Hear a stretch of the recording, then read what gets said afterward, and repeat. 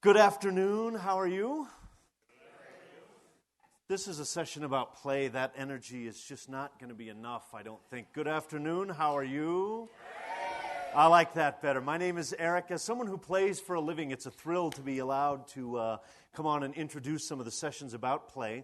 And it gives me a chance to kind of warm you up by playing a little bit with you before I introduce our guests tonight. And tonight I'm going to do a little card trick. You don't mind if I use the edge of the table? This is totally unrehearsed. They don't know they're part of it yet. I'm going to give the cards a little mix. And I'm going to look around the room and try and get some help from several people. Let me point out right now that looking away from me does not make you invisible.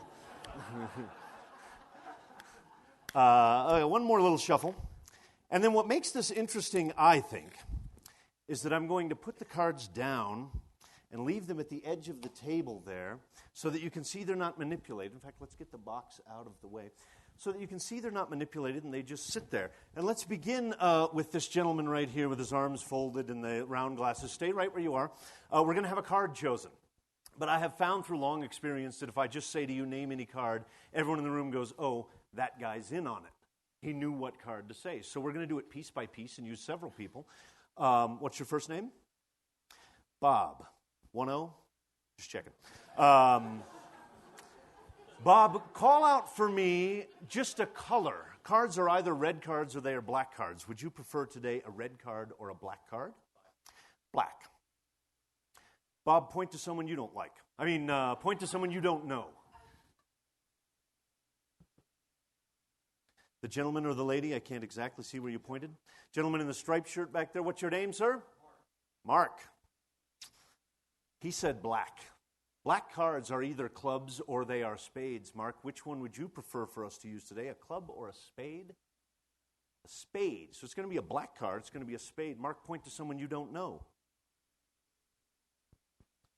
Lady right there pretending that she's looking at the stars in this room. Hi, lady. What's your first name? Suzanne.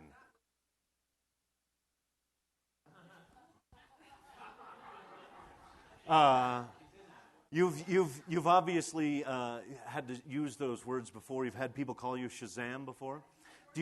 Just as a parenthetical, I don't want us to forget where we are because it was black, it was spade, and now it's your turn. But do you know what the letters of Shazam stand for? Solomon, Hercules, Atlas, Zeus, Achilles, and Mercury. That is the magic word that Billy Batson used to change into Captain Marvel. Thank you very much for my trivia knowledge. Suzanne, we're going to use a card that's a black card. It's a spade. It's either going to be a high card or a low card. Would you prefer today a high card or a low card? High card. Now, would you consider high to be 7 and above?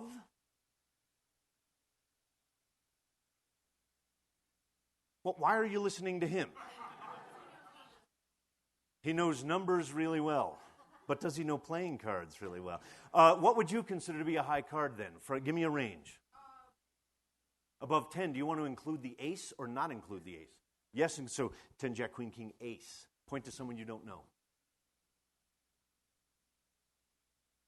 This lady right there. Hi, lady. What's your first name? Do you know what the letters SUE stand for? Me neither. If you would, Sue, you've seen that we've now narrowed it down. It's a black card, it's a spade, it's a high spade, which in this case is 10 and higher, including the ace. Let me point out, not to influence you, but ace of spades is kind of a common card. Doesn't matter to me, though, if you'd like to choose that one. Any one of the high spades. Which one, Sue? The Jack of Spades. And I want everyone to remember that I shuffled a deck of cards and I set them over there on the table and I said they would be in plain sight so that they couldn't be manipulated in any way. It was going to be a black card. It was going to be a spade, a high spade, but not 7 and above, 10 and above. And you said, Jack, Darrell, would you please take very gently just the top card of that deck and hold it up and show it to everybody? And it is, in fact, a miracle. Oh, come on, let it out. Let it out. It's pretty impressive. Pretty impressive. It was perfect. Wait, I hear a lot of jacks. No, they look through. That's a standard pack of playing cards. But, it would have been just as good had it been a whole deck of jacks of spades had we gone through all of that. Yeah. You got a lot of Confederates in the audience. Yes, I have paid everybody, and now as I leave, they'll leave with me. There'll be about 6 people here to watch me talk. Ladies and gentlemen, it is my great pleasure to introduce to you Darrell, Hammond, and Ezekiel Emanuel.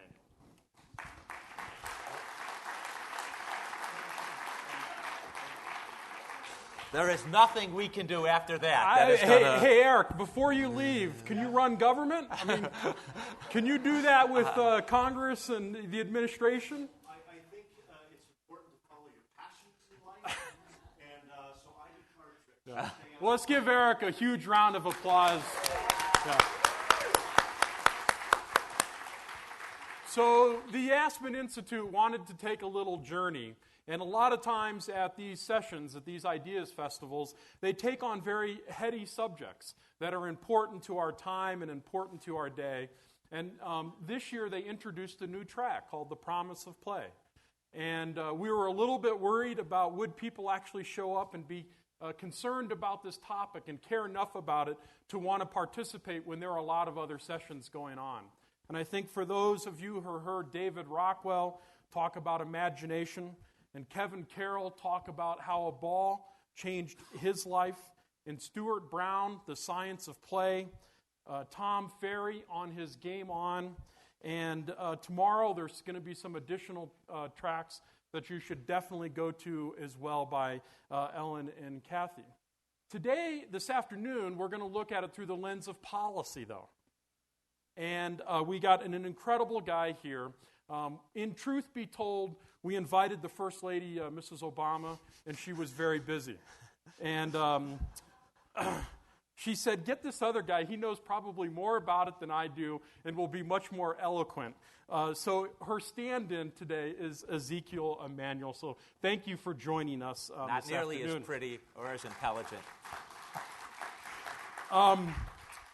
The first thing I'd like to understand is you were one of the 6 drafters of the Let Us Move campaign and why childhood obesity is an important pressing topic of the day. What was the thinking of the group? And then can you talk us through the First Lady's Let's Move initiative? First of all, we should be clear, it's not 6 people. I mean, one of the tremendously great things about working in the government is you have agencies that have been focused on this for a long time, and so even when a new administration comes in, there's a wealth of resources, for example, at the CDC that have been focused on it, at the NIH, at many other agencies, Department of Education, Department of Agriculture, Department of Interior. So it's a whole team effort.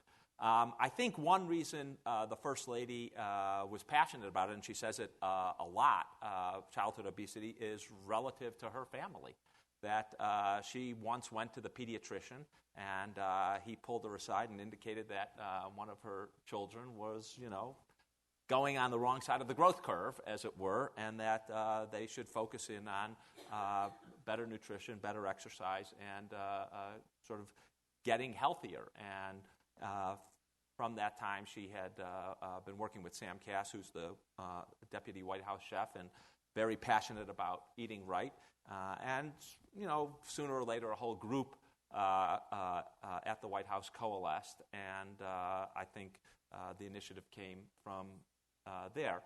Obviously, it didn't come out of whole cloth, and her experience is, sad to say, pretty common in the country. So right now, today, a third of kids across the country are either overweight or obese by BMI measurements. I think it is fair to say, I don't know actually the data on kids, but the data on adults, Colorado is the state with the lowest average weight of the 50 states.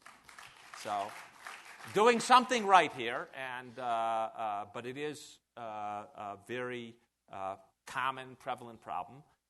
And so the challenge was, what can the administration do to sort of reverse the curve?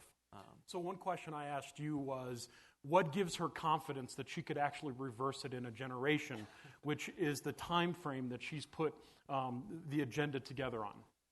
Well, I think the first thing is we were being pretty realistic that it wasn't the kind of thing you could change overnight. And I think the second is we didn't get here overnight. This is an evolution, and if you look at the trends, they have been going on for more than 3 decades now. It has accelerated in the last few years. Well, it's accelerated in the last decade or so, and sort of plateaued in the last year. I think the confidence comes by the idea that there isn't a single magic bullet.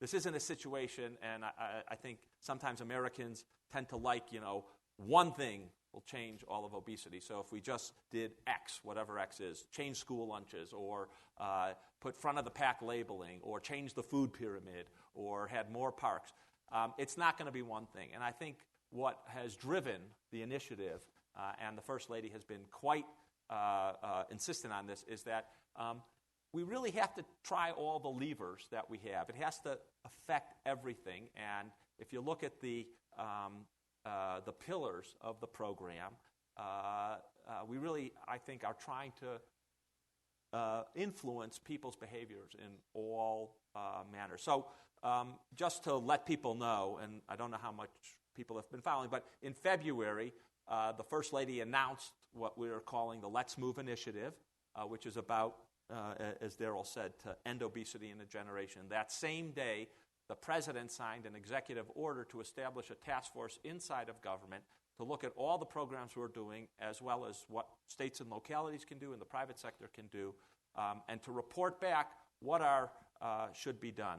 And that report was issued on May 11th of this year, and it rests on 5 pillars. First is good intervention early in life, good prenatal care, daycares that serve nutritious food, breastfeeding where possible, and advice about from doctors about the growth curve of kids. Second is to have good school lunches and good nutrition in the school. It's not just school lunches. There's obviously vending machines in school, but to get that so that eating healthy in school is something that can be easier for kids, and they're not only confronted by fried food. The third pillar is informed and empowered food purchasers. So giving information to parents and children who are going to buy food. So in that context, we're looking at things like front-of-the-pack labeling so that it's easier to understand whether something's nutritious or not.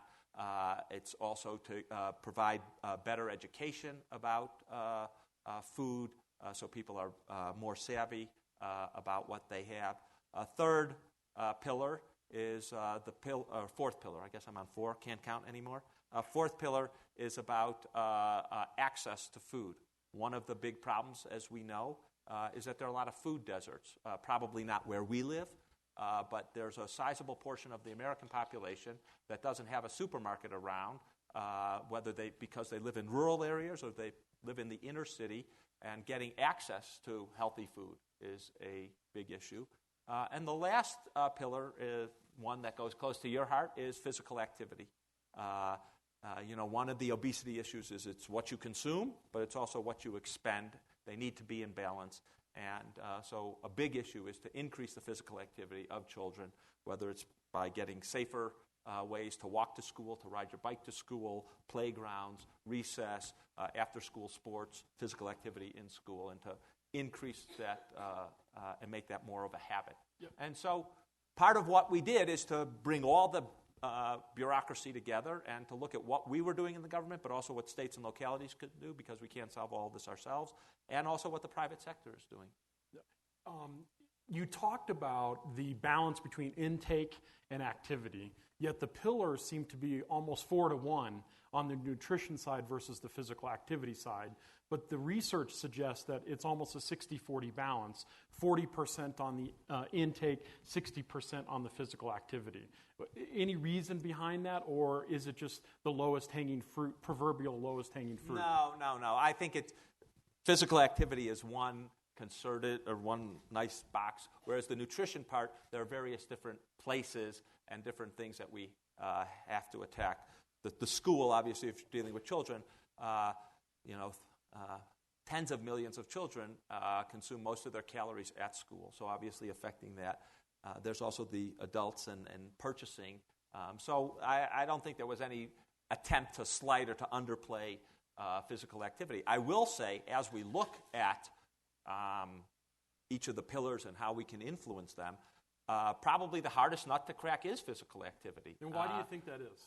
It's a good question. I think the venues for, people have to initiate the venues by which the federal government in particular can actually influence that probably is less than in the other areas where we have, to be honest, more regulatory authority, more ability to influence the process. It's hard to mandate that people exercise.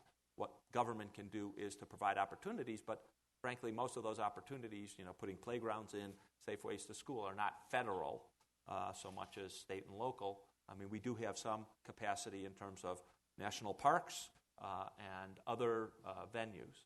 So in the short time since the February announcement and the May report, which if you haven't read the report, it's incredibly comprehensive, and it's something that probably of a lot of government reports, there's very actionable items that cost little money to lots of money.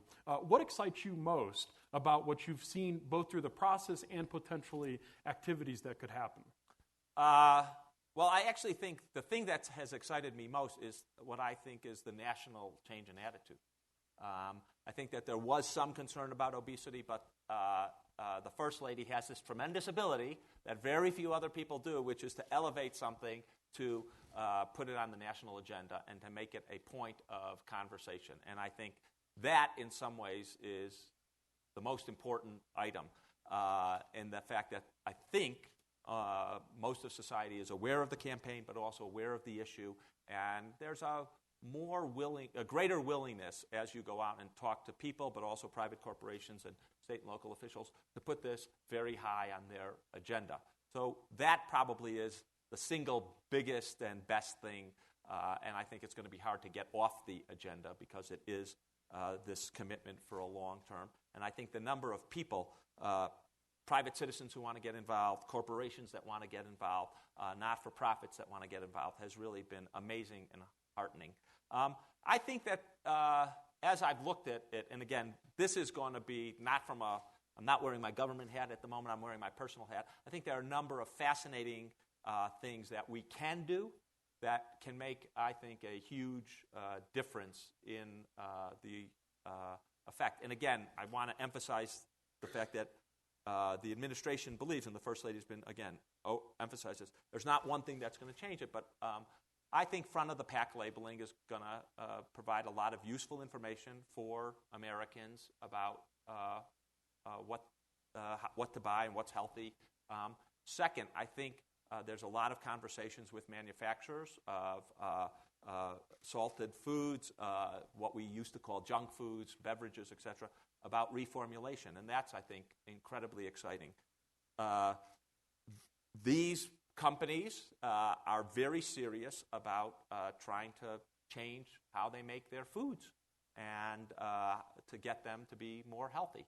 And again, when most of us might think, well, that should be easy, but when you begin to meet with them and understand the complexity of, say, reducing salt or taking out some of the fats and carbohydrates, you understand how intermixed things are. One thing I came to understand is one of the reasons carbohydrates are up in foods has to do with the previous efforts to lower fats and to have low-fat items. And one of the ways you sort of balance taste and balance consistency and texture, etc., is by adding carbohydrates when you take the fats out. Well, has that impact been? And, we might not have thought that through before. Salt not only makes things taste good, but they're also used as a preservative. Just getting rid of it's not so easy. Substituting for high fructose corn syrup or sugar, something which can sweeten but has no calories. I can tell you every beverage manufacturer is investing millions and millions of dollars trying to figure that one out, and so it's cost effective and can be formulated, doesn't affect taste, et cetera, et cetera. But that's an exciting area. So what about the role that you were talking about between the federal government's responsibility and the local responsibility? Because the other half of the recommendations in the report were things like safe access to schools. And we were talking about an example of a school block that has sidewalks on all four sides of the block that it exists, but the next block doesn't have sidewalks. Yet we want to encourage our kids to walk to school or bike to school. And those things in a resource-constrained environment right now is not going to be easy. What's the right lever there? Or is it just throw up our arms and say, this is what needs to happen, and it'll happen at some point? No, I think, again, part of the issue is to get localities involved and to change their priorities so that they can, in fact, understand how important this is for their community. And in this situation, there are a number of great examples of localities that have really moved, and not just to change their sidewalks, but to begin a whole big campaign in the local community to affect the environment. So Somerville, Massachusetts is one that's frequently mentioned because they have invested a lot in trying to reduce obesity in the community. Oklahoma City has taken a pledge to eliminate or reduce by 1 million pounds in the residents of the city. So I think there's a lot of things. Part of what the communities do begin to understand is that it can in fact affect their environment, and these tend to be good investments for them in terms of making it more livable, adding supermarkets and other items, enhance the local environment and probably economic activity. Mm-hmm. So the prevention-intervention activity, the intervention strategy is to reduce calories, increase physical activity. The prevention side of it is to improve the cultural awareness around parenting, improve the environment that our kids live in, community in. Is the less moves weighed one way than the other?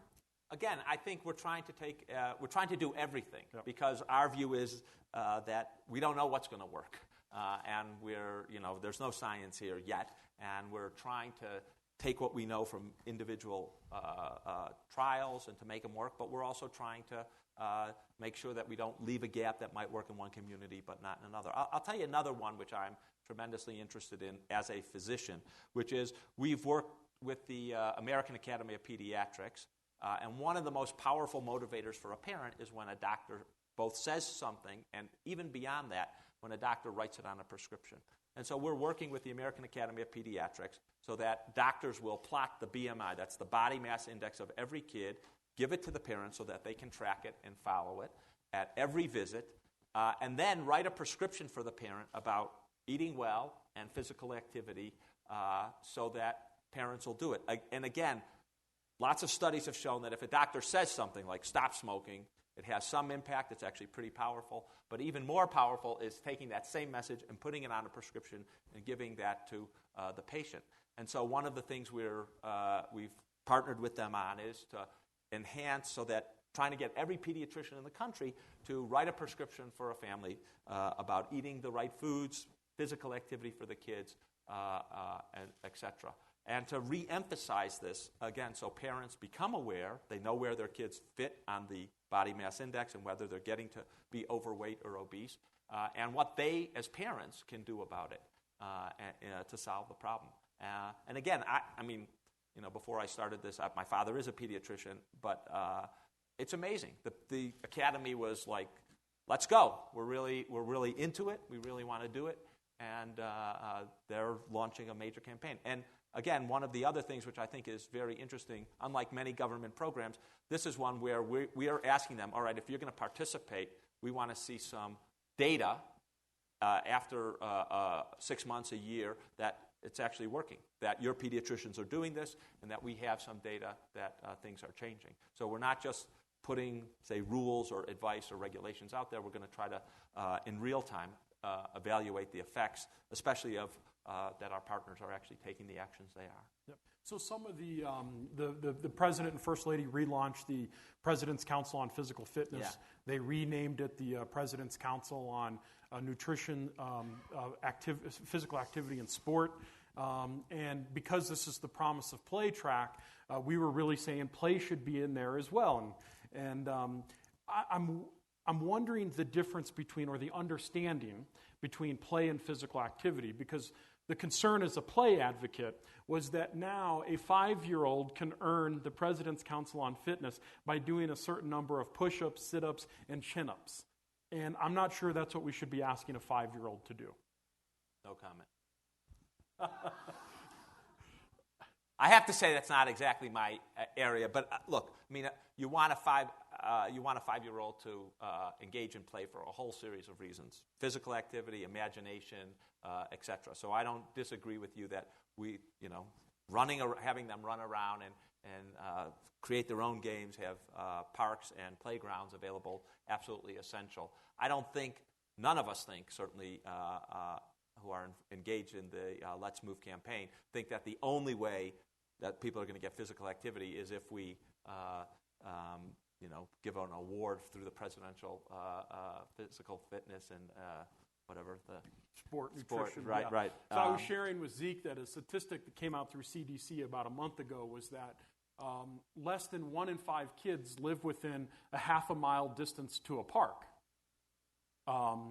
So one determinant is frequency of a health indicator, and the more frequent you go to the park, the better chances you are to be healthy.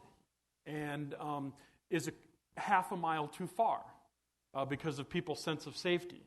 And if it's a quarter mile, what does that mean and what does that look like? And how would that look both from a policy perspective, but also from just a best practices activity? So I didn't mean to set you up on that. That's all right. That question at all. I've got more questions for him, but I want to go out to the audience and see if there's any audience questions for a minute, and then I'll come back and ask him some other questions. But is there some audience questions? Just stand up, and we've got a young lady with the mic here. Hi.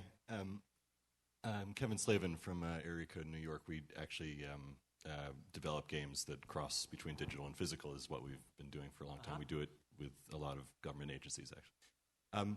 I think it's, just to footnote it, I mean, it's worth recalling that the origins of basketball were a pastor in Massachusetts who needed a sport that kids could play in the winter, and effectively, solved the problem through play.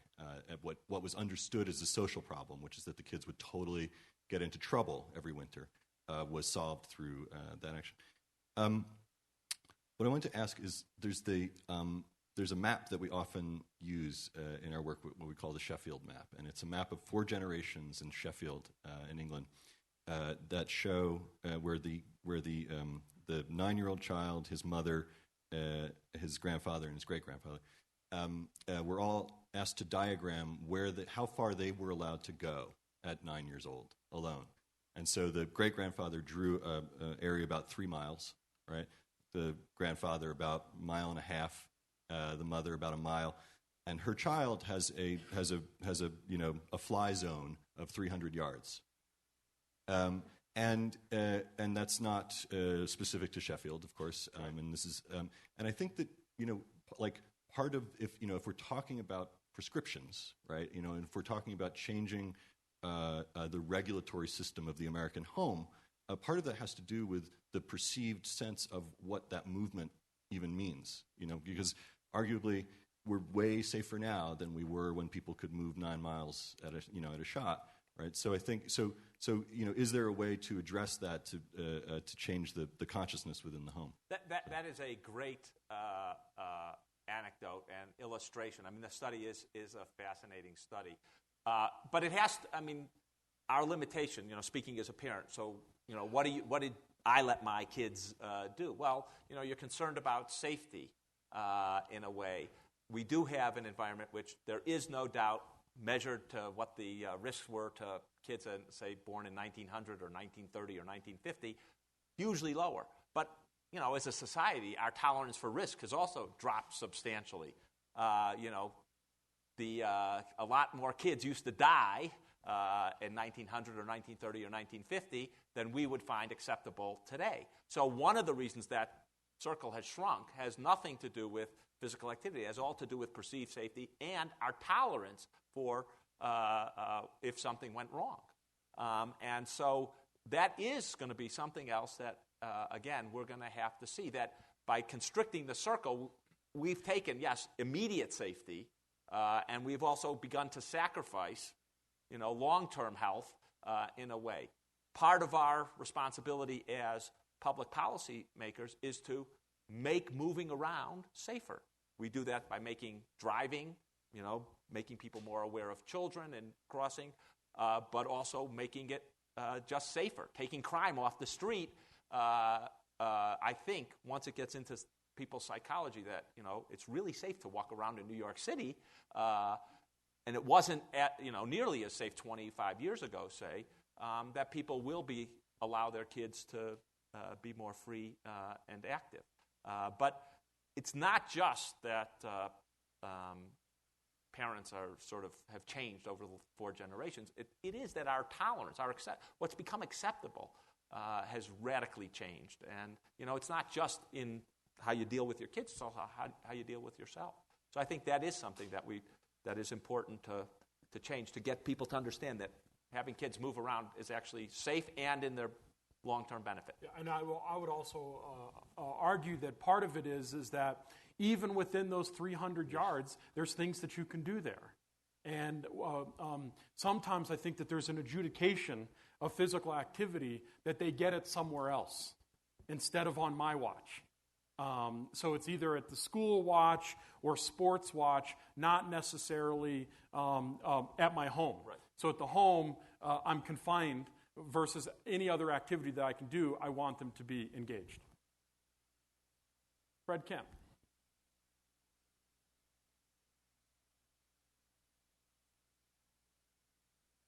Yeah?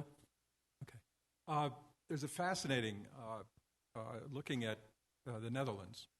About 25 years ago, what they decided to do was to start defining the roads at the community level in terms of walking, biking, access to schools and shopping and so on. So that was and they had a higher level of crashes and deaths, pedestrian deaths per million or whatever the number is. In this country, we aren't even beginning to think about that. It is kind of a paradigm shift because the Federal Highway Administration or the state DOTs drive the decisions, and those state DOTs use standards that have been defined for highways, and then they bring them down so that you get a 12-foot wide road, or foot lane in a neighborhood. Well, what happens, obviously, is a big shift, big difference. So you can't walk. And that's part of this 300 yards. I mean, it's scary to go out, and when cars are going way faster, the road design is for a higher speed than what the community would like. So, and we're working with the Federal Highway Administration, and they're trying to get this to happen, but the states are very reluctant to do this. There's a big paradigm shift that could occur there. Is that on the table within this program? Well, I can't speak to that in particular, but I will tell you that having safe routes to schools and having places where kids can ride their bicycles safely to school is definitely on their agenda. And I'll just give you one, and this is an anecdote, but I have been wearing one of my other hats, working with the Department of Transportation in the District of Columbia, Washington, D.C., about expanding our bike lanes in the city. I wish I had the statistics exactly at my fingertips, but we're somewhere in under 100 miles worth of bike lanes in the city, and scheduled to, there's a serious plan that will go into effect to dramatically increase that to hundreds of miles of bike lanes in the city. And again, I think one of the great benefits of the whole Let's Move initiative and the whole anti-obesity initiative is to begin to see that as part of making it possible for children, in this case probably mostly older children, to be able to ride their bikes much further in more protected areas and more safely. But that also is, one of the things we haven't had in our society is a lot of bike riding on roads. When that becomes more prevalent, it'll become safer because drivers will be more aware and we'll have lanes, et cetera, et cetera. There is good data on that when you actually get past the critical mass of biking on the roads. It actually gets safer. And again, I think one of the advantages of working on the initiative is that everyone is thinking about what they can do to push it. And I would say that Secretary LaHood at the Department of Transportation has been incredibly supportive and wonderful to work in this way. And I actually do know, Fred, that actually Wednesday at the National Press Club, there is an event with Secretary Hood, the Robert Wood Johnson Foundation policy link from Oakland, where this topic is exactly on the agenda. And Secretary LaHood literally said, come educate us because this is something that we don't have the best practices at our fingertips on. Can you speak a little bit about that interagency task force that's meeting every Monday? Well, we had an interagency task force for the report. We do have a continuing interagency group that meets on the initiative. Again, part of it is actually one of the things that we've done is that report that we've mentioned that was released in May has 75 recommendations. Well, you can keep your eye on a few things. So we've going through a systematic process. What are the top 10 for this year? What are the next? And I would say it's one of the great things about working in the federal government. First, tremendous amount of positive attitude towards doing things, tremendous amount of talent, people who've been working in this area but have felt constrained, and I think a lot more synergies among the agencies and getting them to work together on these various things. So, again, take the food pyramid. Takes the Department of Health and Human Services, the Department of Agriculture have to be working together along with the White House. And it's been incredibly productive and a tremendous amount of talent brought to bear. And we're bringing in all the talent we can find from the private sector to help us with those things. So I've actually been quite impressed about the level of skill, insight, and commitment to doing the right thing here. I know an example that I have is that the Department of Housing and Urban Development, which is one of the largest landlords in the country. And believe it or not, they did not know that in their application for their community development block grants that you could not fund recreational program. It was considered soft cost or a luxury. So you have a major initiative happening from the federal government called Let's Move, and a barrier that was put into place. It's not statutory, but was agency best practices for whatever reason. When it came to Secretary Donovan's and Deputy Secretary Sims' attention, they saw how ludicrous it was. Within 3 days, business days, they had a memorandum that went out to all 4,400 local housing authorities, telling them in their next round of CBDG funding, we would actually be rewarding points for your recreational programming plan that went beyond just building more and better playgrounds, which they should be doing anyway, but incenting them with points to tap into the capital. And that is a tremendous, step for low-income communities across the country. How much did I pay you for that endorsement? No, Secretary Donovan, actually, when I joined the task force and we were beginning to work on that, why is housing and urban development here? And he has been tremendously, again, like Secretary LaHood, very, very high priority. And, one of the effects of having the leadership very committed to this and very articulate on it is that it filters down through the agency. And so they are now, as you say, the attitude is completely different, which is what can we do to push this forward and how can we help given the resources and the mandate we have. Way back in the back there.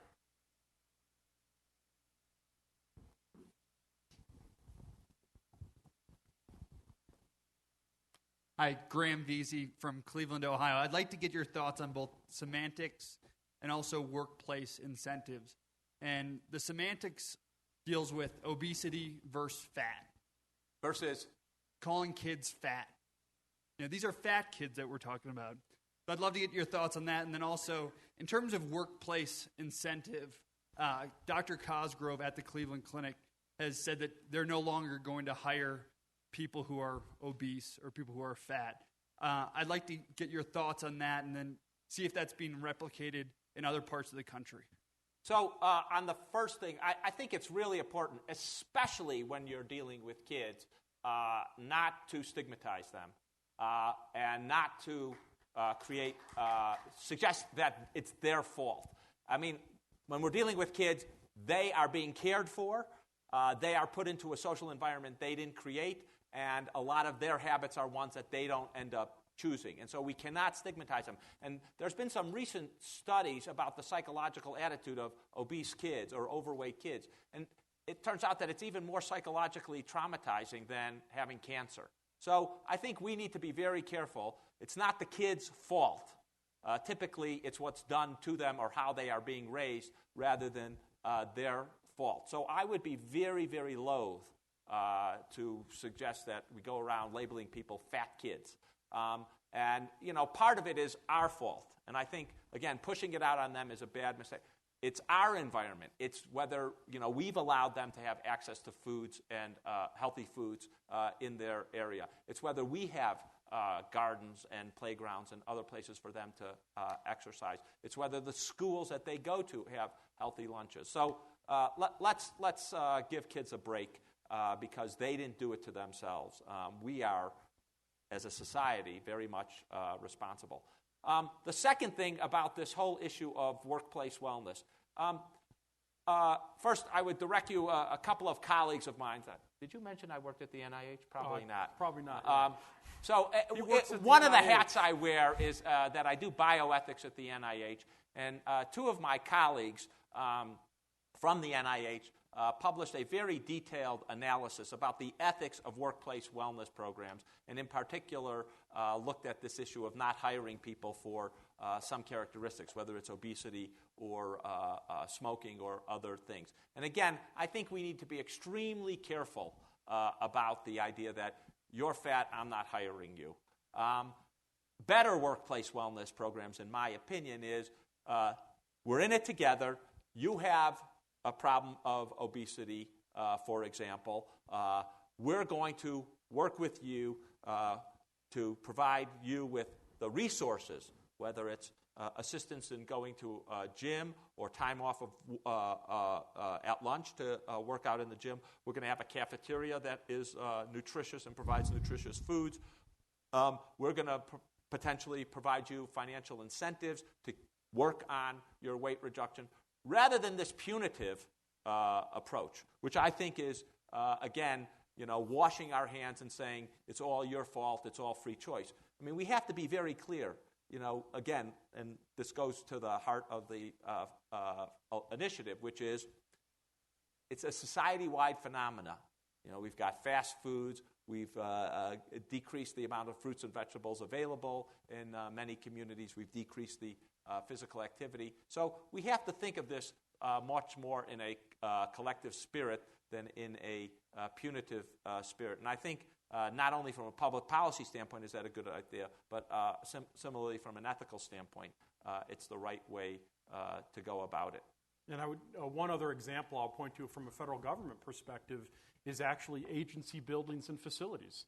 And there is a movement afoot that at some of the daycare centers that are on federal land to actually open them up to the community when the department, including right at the Department of Treasury, adjacent to the White House property, so that if there is recreational spaces and facilities available, that they have multi-purpose activities associated with them and uses instead of just for a very narrow group of people.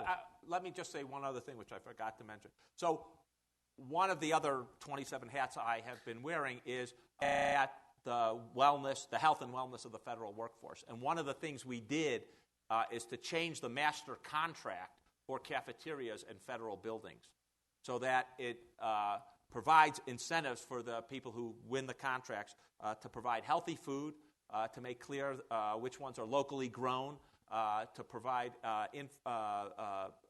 use nudge and other aspects to put some of the unhealthy food that people can still buy, but not to put it right up front, and as you're leaving to check out, to make people to add salad bars and other things. So we've actually created a master contract that encourages a lot more healthy nutrition. Again, I think employers have to look at what they're serving and try to get their cafeterias in that same direction. That means, we feel or we care about you as a worker and care about you to try to help you maintain a healthy lifestyle. Ellen. This is a two-part question related to the First Lady and the power of her communication abilities and the respect with which she's held. The first has to do with kids having access to recess, and we all know that kids have less access to recess these days. I do a lot of work with the corporate world or with the business world, and where they're understanding that unless people have time for rest and recovery or physical activity, they're not going to be as productive, that our time system is not as effective as thinking about people's energy versus thinking about people in terms of time. And I'm wondering whether, first, whether she's going to be trying to encourage schools to let kids have time for rest and recovery and recess and playing and all the important things. The second part of my question has to do with this track that we're in, the power of play. So many parents I know don't understand the importance of more open-ended kinds of self-directed, creative play and how to help their kids with that. I'm wondering whether there are plans in the campaign for some communications that she might do to help families understand this whole issue. I'm not going to detail what she's going to do and what she isn't going to do. That's an element of constant negotiation and priorities. But let's talk about school recess for a second. So one of the aspects of the initiative is the Department of Education has a Healthy Schools program where a school has to do a number of things related to physical activity and recess and gym, as well as nutrition in the cafeteria to get this designation. Right now, I don't know exactly, we're about 1,000 schools, relatively small number. There is a big push to get schools to qualify for this, which we think will be a tremendous asset because it's going to get the physical activity side as well as the nutrition side in school. And we're working in several ways to publicize it. First, get the application much simpler. When we came in, it was amazing how complicated the application was. So just to simplify that, because schools don't have, they're under financial stress. They don't have a lot of spare administrative time. Second of all, to see if we could partner with the private sector and with the food vendors in schools to see if they can help the schools get there. So it's, again, not just on an overstretched principal and assistant principal to do it. But and we are making a big push. We're also trying to see if we can get some rewards from the private sector for schools that qualify in this area. So we're well aware of that aspect of it. We have a program in place, and part of what we've done is in the Let's Move initiative is to try to get that easier to use and expand it and to make more schools aware and even eligible to do it. So we're looking at or expecting a tremendous increase in the number of schools that will qualify for the Healthy Schools initiative. And I think, again, it's hopefully going to be a case of best practices. I think, if I'm not correct, Chicago is committing itself to try to get every school to qualify. And, I tell you, it's a city, my city. Two of my kids went to public high school there, where the school system's under a fair amount of financial pressure, like every school system in the country. And they have put this issue very high on the agenda because of things you've said. They think it makes students better, more able to learn. They think it's going to make ingrained habits that are going to stay on for longer, and they're actually committing resources to it. It's one of the great powers of the First Lady is to make this, when schools have to make priority decisions, to sort of tip the balance and to say that this is a high priority. But it is fair to say that in that report, recess and physical activity, or PE, is actually mentioned and bifurcated. So they're not one and the same. Exactly, absolutely. So that it is part of the 75 points in the less moved policy. And the Secretary of Education, if I'm not mistaken, has actually gone on record stating that he would have never made it through school without recess. So that as he burn looks up all that energy. As he looks at the reauthorization, it is something certainly that if he could get the school day to be longer, this would be something that would be the first thing to take up that longer school days period of time. So I do believe that it's high on the agenda. There's a lot of trade-offs that are going to have to be made to actually make the issue But happen. I mean, again, part of that is Washington doesn't decide the school day or the allocation. It's a local school district item. We do have the power of the bully pulpit, and the First Lady is very serious about it. And I don't think it's shrunk at all from pushing people. Yeah, my name is Joanne, and I wanted to ask, and I know this is play and you're talking about kids, but we're all kids too. And we just happen to have a little bit more wisdom in our play. And I was wondering in the health care bill if there's anything written in to say those of us who still play and still move and shop the perimeter of the store, is there anything, because you said reward really works for the housing and we give you more money and we give you, is there a reduction plan for our health care if we do these things, if we play? So that's a great question. In the health care bill, there are some incentives, mostly to encourage employers, where most Americans get their insurance, to have wellness programs that do this. And again, if you look at the wellness programs, because of that hat I wear on federal health and wellness, I've looked at a lot of the wellness plans, and the best ones, they're not all the best, but the best ones have a system where they first encourage people and actually reward people, either financially or in other ways, to fill out what's called an HRA, a health risk assessment. What are you at risk for? What's your weight? And to find out what the issues or problems you might confront are. And then, again, the best of these programs provide a program or develop a program. If you're healthy, if you're already at a healthy weight, say, or you don't have high blood pressure or you don't have cholesterol, to encourage you to do the things that are necessary to keep it. If you have, say, if you're obese, to begin encouraging people to lose weight. Now, I don't think, and I could be wrong here, and someone, no doubt in the audience, is smarter than I and will correct me, have not seen rigorous analysis of programs where they pay you to lose weight and stay low. But there has recently been, GE participated in a program about smoking cessation, which is probably harder even because of the addictive aspect, where they actually paid people to stop smoking. And they saw a doubling. Now, smoking is very hard to stop on the first go-around, and you have relatively low numbers. But there was a doubling of stopping to smoke and staying or not smoking for a prolonged period of time with financial incentives. The other thing that we should say is that those financial incentives run out. It's not a linear curve for those of you who are mathematically inclined, that the more you give, the more likely people are to respond. In point of fact, in these areas, about $150 or $200 per year seems to be about per item.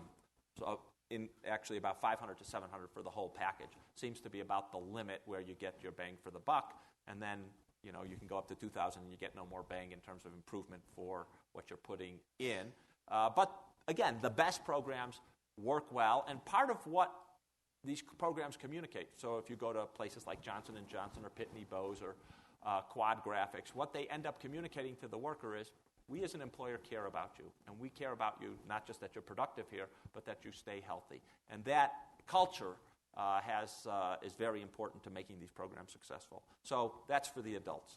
And again, the health care bill has elements in it that encourage employers to go in that direction. Yes, sir.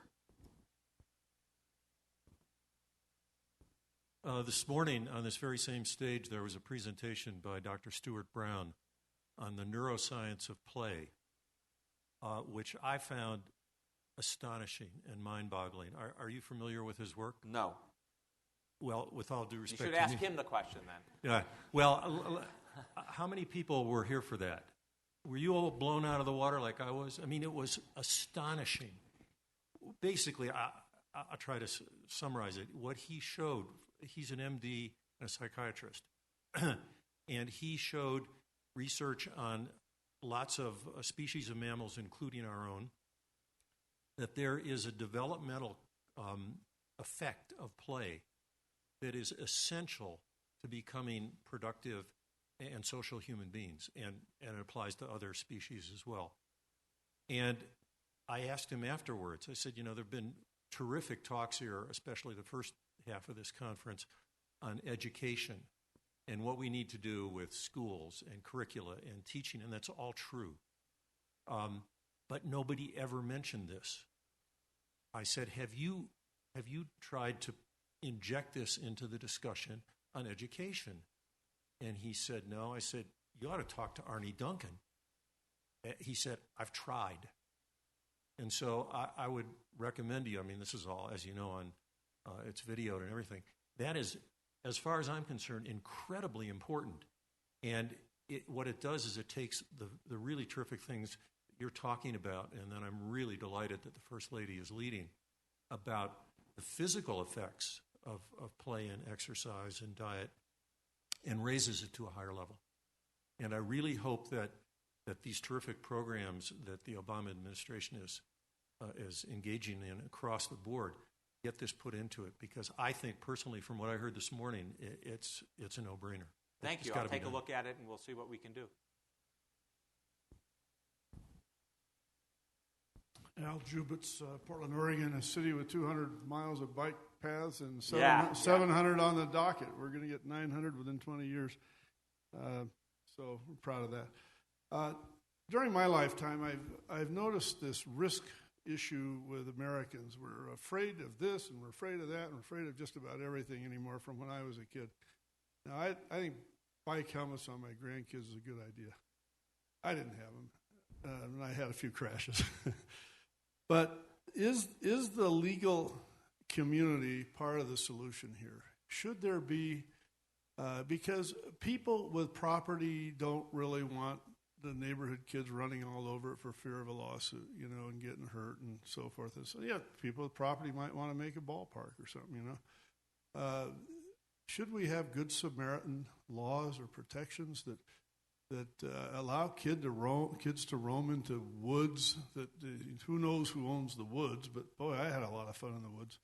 The debate. What is going on with our litigious society and the inability of people to do common sense things for children?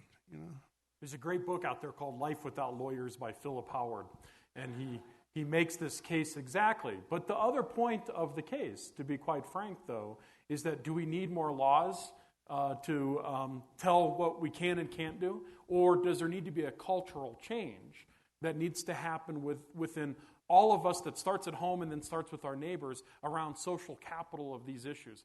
I build playgrounds. I have a lot of insurance because of the playgrounds that we build and the nuisance suits that get slapped on us every single year. Is tort reform going to help us? Probably not. Probably not. The reality is, probably not, unfortunately. But what would help is a culture amongst our parents that says there's a difference between an accident and an injury. And if Johnny falls off the swings and breaks their arm, do I go run down and sue the city, and then the city sues the manufacturer and all those things? Or is Johnny okay? And you look at the difference in the skating community, skate parks as an example. For playgrounds, the rate of lawsuits is significantly high.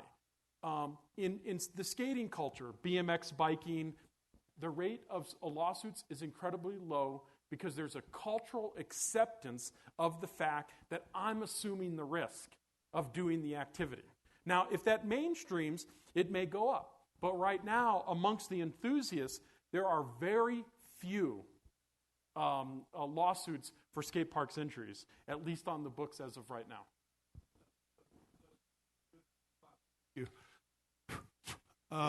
In Oregon, for example, we have laws on the books that are fairly friendly to riding academies for horses, and I think there's something that could be done here because what you say, and I just put a playground, a play structure in my grandkids' side yard. It happened to be the sort of the front side yard, and the whole neighborhood's using it, and I'll take the chance, but it's that kind of mentality that I think has creeped into our society, and I do think we need those some tort reform on that issue. Or I don't want to be legalistic about it, but the fact of the matter is tort is not a federal government responsibility. It's state by state, and so Washington can't tell you everything as usual. And I don't want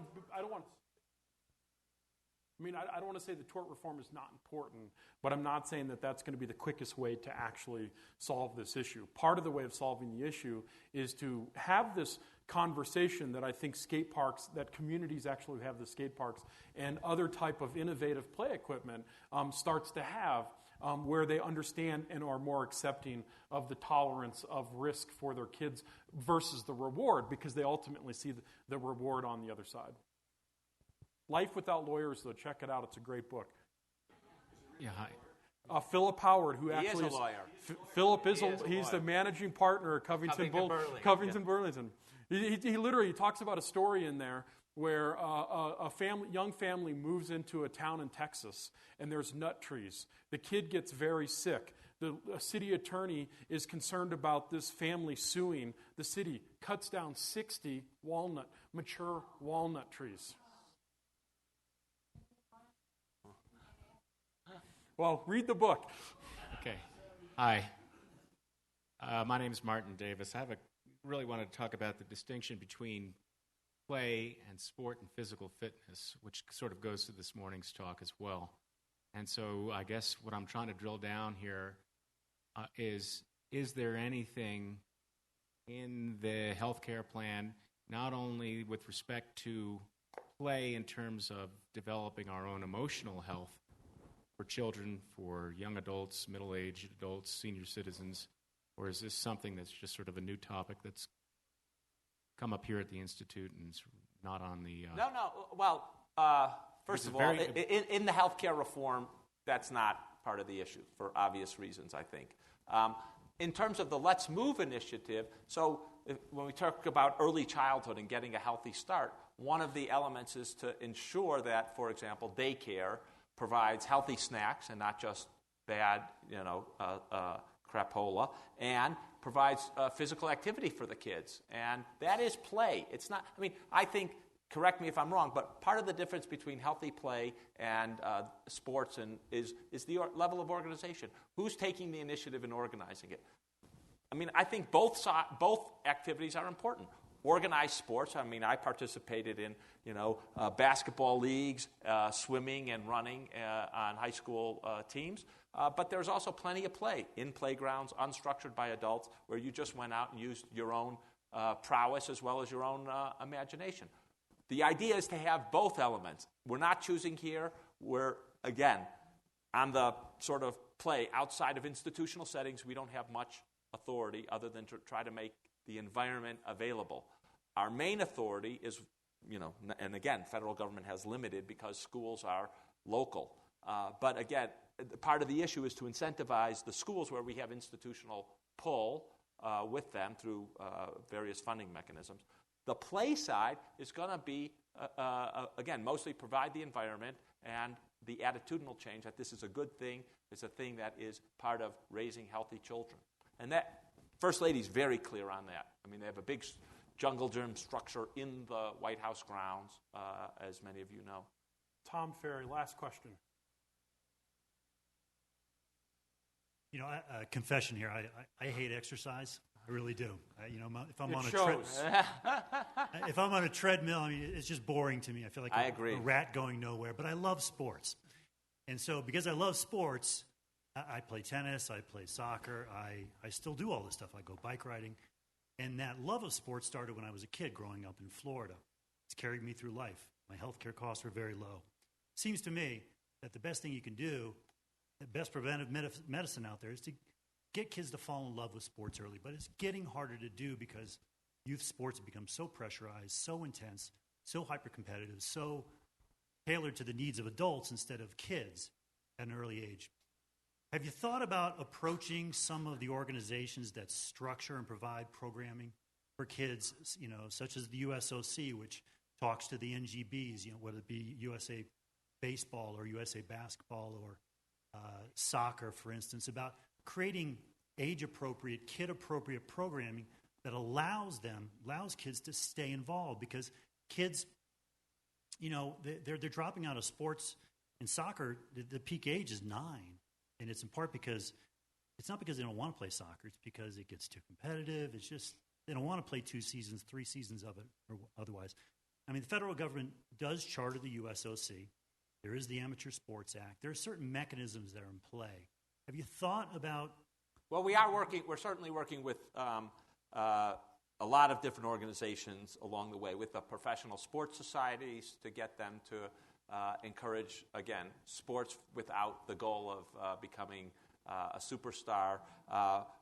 Boys and girls clubs that have a lot of facilities which aren't necessarily targeted to trying to make someone an Olympian. I don't know whether we've approached the USOC. I just don't know. To be fair to Zeke, he agreed to do this panel and also knew what his boundaries were and what his expertise was in. Thank you for going along with this journey and being honest. For being honest, and I do think the secondary part of it, though, and believe me, you know that I'll be following up with you on the semantics over this notion of what is play. And at least trying to work with the team at the Less Moves to try to, when we talk about physical activity, instead of it just conjuring up a sports connotation, that it also conveys the connotation that we've been having this discussion, which I know that you agree with, but from a semantics perspective that we've got to work on. Finally, I would just say your mom and dad would be very proud. Thank you for the public service that you're doing. You followed in their footsteps very well, and we appreciate you doing this on behalf of the country. Thank you very much.